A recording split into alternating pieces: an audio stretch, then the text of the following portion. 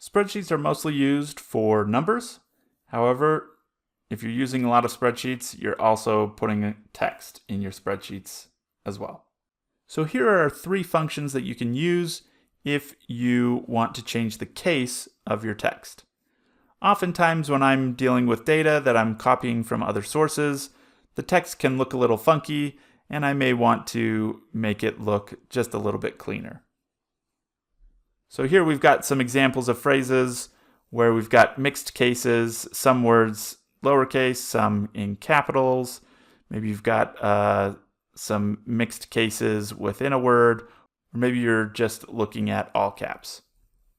So the first function we'll look at is a function called upper. This will convert a text string to all uppercase letters. So it takes all of the text and converts it to uppercase. The next one is called lower, which, as you might guess, converts it to the lowercase. And finally, we've got the proper function, which converts your text to proper case, which basically means it's going to capitalize the beginning of each word, and then everything else is lowercase. So in this case, go Spreadsheet Something Awesome. All those words begin with uppercase and then followed by lowercase. So these are functions that probably aren't useful in most of your spreadsheet activities, but they're handy to know in case you need it.